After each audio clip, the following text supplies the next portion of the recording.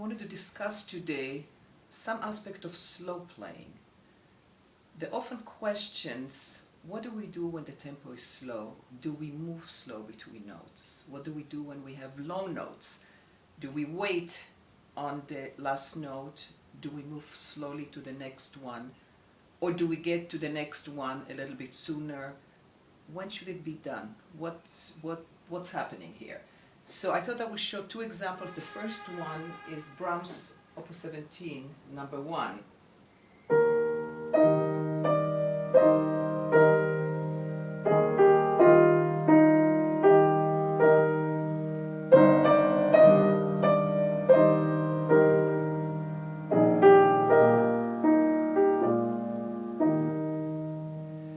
So clearly Brahms wants the effect to be that of a lyrical playing of legato, but can we always play legato when it says on the music legato? In other words, it's a long note. What should happen?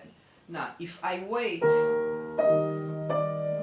this is the first long note, and I move at the last moment, two things happen. You can hear that there is a break in the smoothness of the line, in the legato effect between here, and coming at the last moment to the next chord doesn't give me a chance really to control the sound of that next note, because if we move to it very quickly, we get that kind of a sound.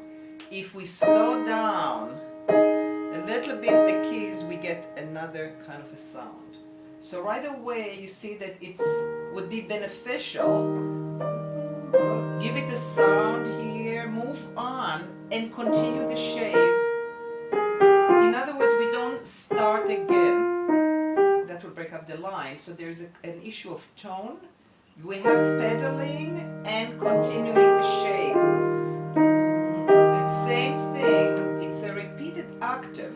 There's a chord, but you have the same note, the same as at the beginning. If you wait, by the way, on this chord, also, since we have two of the notes are the same E flat, it doesn't get a chance. You have to come up to play it down again. So that's another thing to consider, that when we have repeated notes, even slow, you have to come up to the surface to come down again. And that's what happens here also. So if you notice, I'm right away. So when I'm playing those long notes, I give it the sound. The pedal is on, and I move on to the next one so that I can match the sound from the last one to the next one. I can match it and I can continue the shaping, and that really solves that issue most of the time. Instead of waiting in the air, instead of waiting on the long note because it says it's a quarter, we have to make it sound like a quarter, but it doesn't mean that we have to stay here. This is why we have pedaling. We need the pedaling and we need the sound. The sound without the pedaling doesn't go that far. So again, also even here, between here and here, since again the E flat octave is repeated again and again and again, it has to come up. The key has to come up to go down. So the question, when should it come up? If it's the last moment, I get that kind, it breaks up the line and I cannot control the sound. Because again, when you begin to work and to feel the really the full alignment, the external one and the internal one, that everything is equally free, sound is very easy to bring out, whichever finger it is. As you can hear, you cannot see the difference. If I do this, so I do that, but clearly I'm doing something different to bring out that line. It's not with tension and it's not by forcing the finger. So again, even going from here to here, I let go of the octave. We need at least one note before we repeat again, so that it's ready to come down again. And I even let go ever so slightly between here and here, so I can settle into that chord in a way that is comfortable and gives me the ability to get a sound that is predictable. I can always repeat it and do it again and again. So there are let-goes that are a little bit more obvious, and the ones that are very, very small in order to achieve your musical result, your physical and musical result. So this there sounds like a line. like a continuous line. Here I use the 1, 1, and yet I shape it in a way that sounds like an ongoing line. Again, off E flat, a little bit off here so that I can get to here, and again here. I can connect with the inner voice. In other words, if we have a chord or interval, sometimes we can't connect both notes. It depends on the situation, but sometimes we can connect 1 or 2 of the voices. So we do, like between here and here. I can connect the 3 to the 2. I can't connect this. It has to come up. But it makes it sound already connected. If we could connect even with one voice, it helps. First of all, it feels better. And second of all, it helps make the overall effect that of legato. Now, if you look at the left hand, again, repeat it. First of all, there is a leap. So should we do a slow leap and get there at the last moment? I wouldn't. I would get there sooner. And again, there is a little bit of a shape, a little bit of an under shape. Sounds immediately different than just down, down, and also waiting. So it's a quick leap. And then the key comes up to come down, and again, and this is another leap. And I move a little bit in because I have to play the 5th finger on a black key. If I wait here, I would be this way, then I have to go that way. It's too big and sudden motion. So we just wait here. We stay here and move even more inside. Here is this riding the key. We call it riding the key. But the last one, see, you can get the sound without an accent. And it's a staccato, what we call a staccato leap. As you see, it sends me so quickly. Same thing coming back, coming a little bit forward.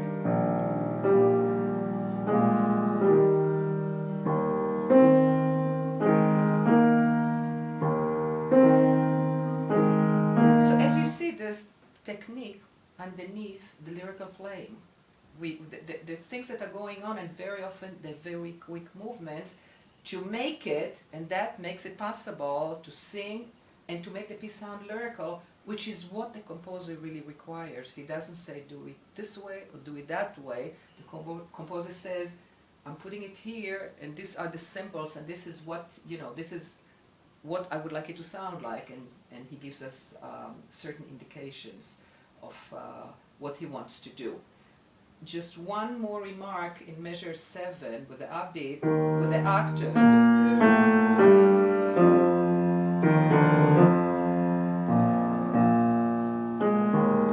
So again, it indicates it is legato. It's clearly a singing line, but physically, one has to send you to the other. I don't do, this kind of substitution. It doesn't help at all. It's awkward. It can cause stretching. Actually, by getting off and getting there in time, I can slow down the keys with the forearm, give it a little bit of a shape, very small.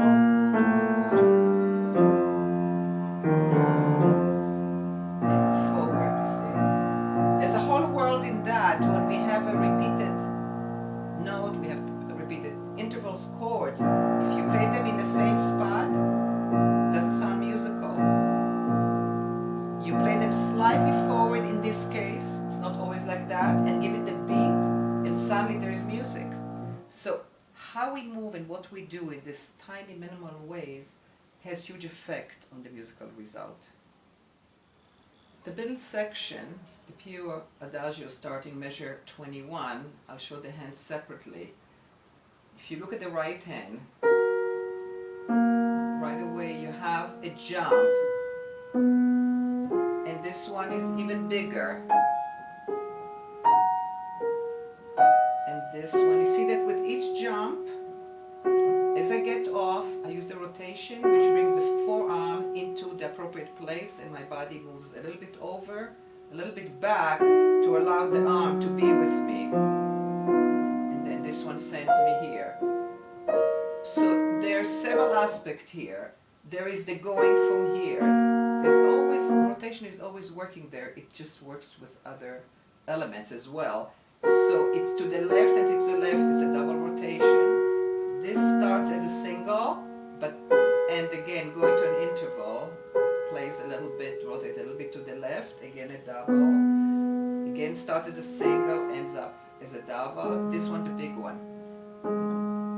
So the question, where should we be? Well, in this case it's really an eighth note, but you have, the motion has to be very quick to get there and to feel secure and be able to get the sound that you want, which will not happen if you get there too late, if the arm is moving itself, if you're not using this note to send you over to that note. So this has to get the sound and send you. Same thing here. It crosses like in a scale, but it's staccato because we're repeating the same note. It's also the closest note, a G flat to a G flat. Puts my arm in the right place. And as you see, I'm also inside. This starts in, goes a little bit out, goes back in. Stays in because the 5 and the thumb are playing on black keys. Stays in, comes a little bit out, stays out, goes in, comes down here. So as you see, there is a lot of technique going on as we're doing all of those things. And then there's a smoothing out of it, giving it a little bit of a phrase.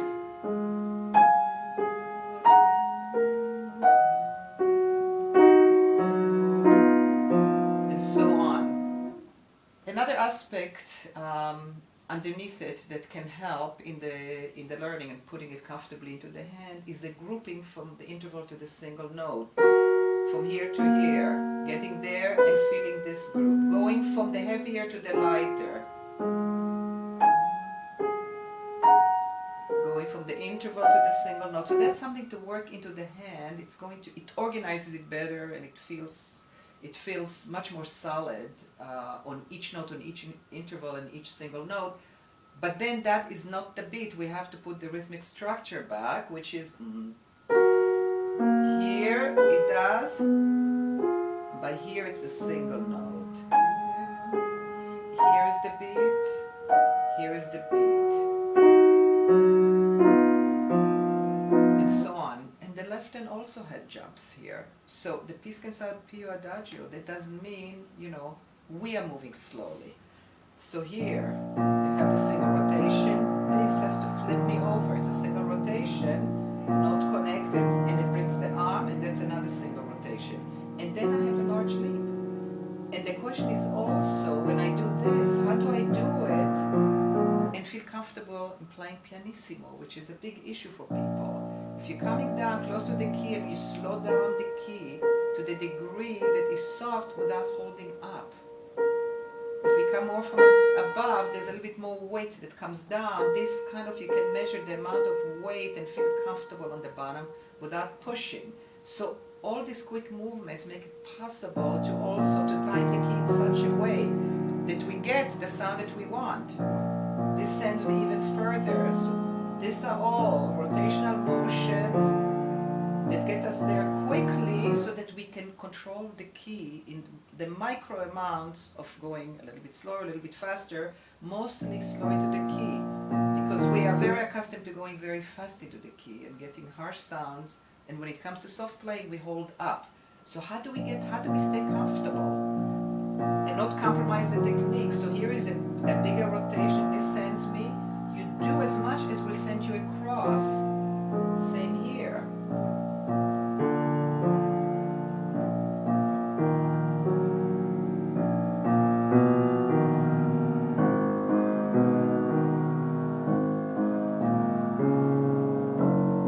So this is full of technique, and there's a little bit of a shape, getting a bit higher here, tiny bit lower here. It's one overshape.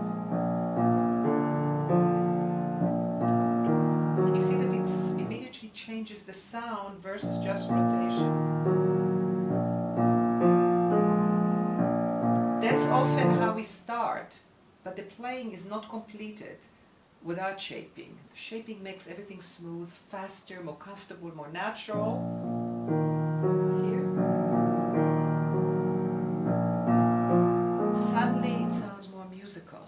But what we did is we added the necessary movement, and there we get both the technique and the music. And now together,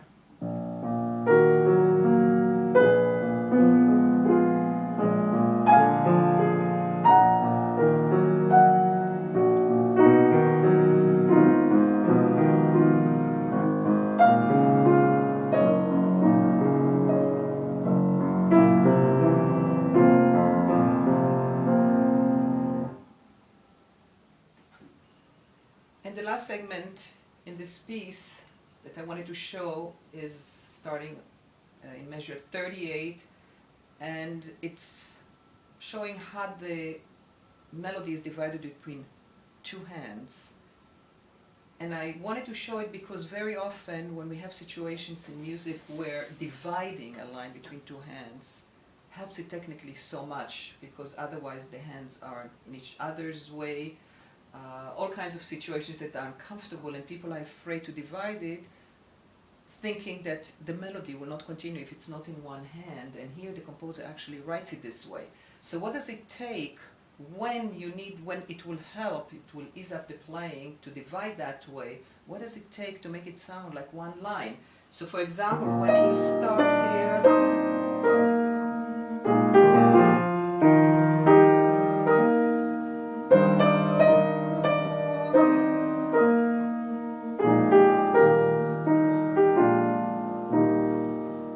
now if we did it clearly, if I continue the sound, if I measure the sound and give it a little bit of a shape, it doesn't matter if it's this hand, if I understand the mechanism underneath, or if I do continuing,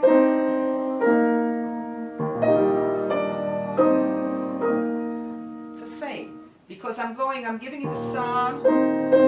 What does it take to bring out the top note, which I'm not going to discuss here. It's also on our website, the last one of the 10 DVDs. So all you have to do is pick it up from here and continue the sound and continue the shaping. Now something else happens here. What is the technique of the whole thing? You have a right hand that plays the sound and then has to jump. So here, again, using the rotation is very helpful, and feeling the closest note, which is from 5, from D to E flat with the thumb, and you give it another sound. So like a bell sound.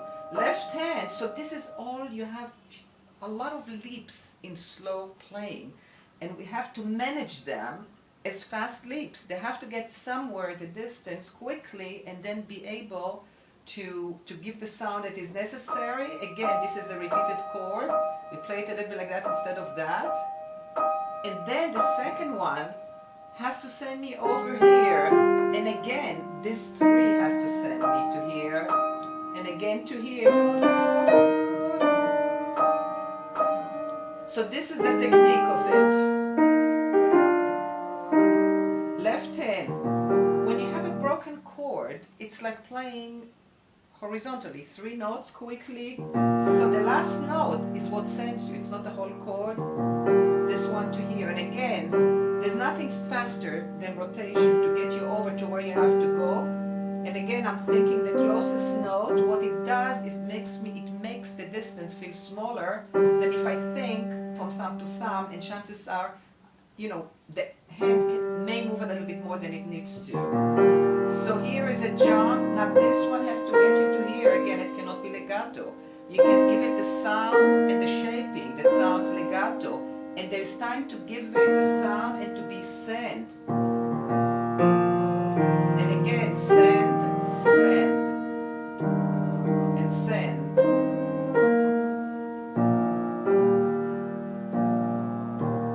So, you see, there's so much technique in things like that, and if we don't do the technique, the music suffers. So here, now there's another aspect here,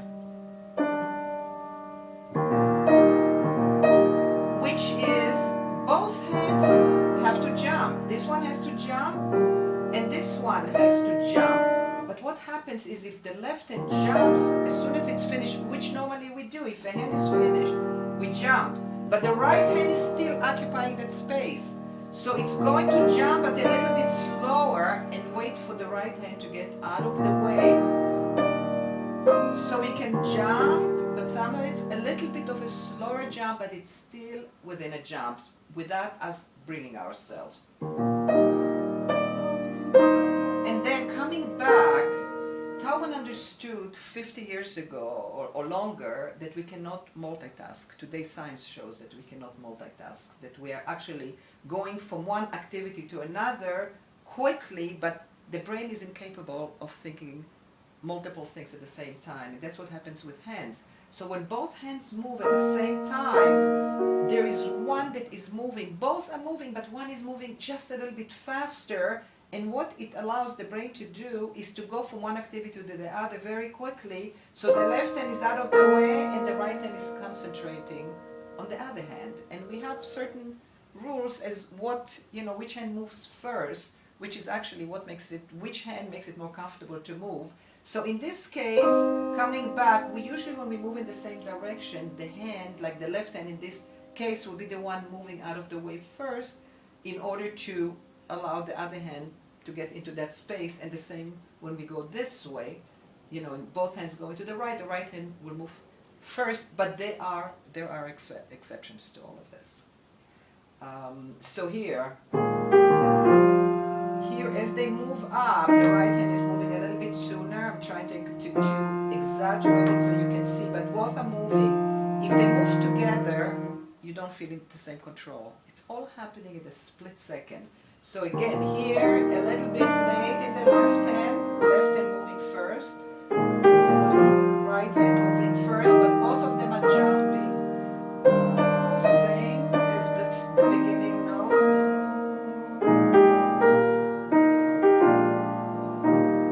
So we hear an andante, moving passage, but quick movements all around. One more short example for slow playing and fast motions, and that's Rachmaninoff, Opus 32, number 10, just the beginning.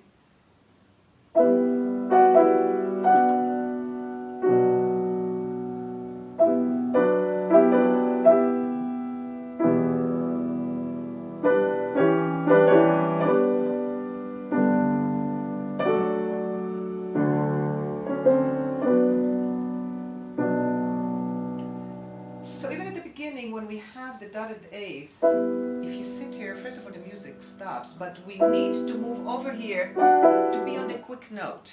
It works always better to be on the quick note rather than to wait on the long note, then go to the quick note. There's no control, not physical and not musical. The two always go together. So I give it the sound, move, also it makes the music move. If I move over, and here is your half note, you give it a sound, but you have to move right away here. So again, left hand moves first, and give it more sound here. Now, this chord, this quieter chord, is what sends me back to continue the line. Again, we can give it another sound, but we don't stay there. Again, move.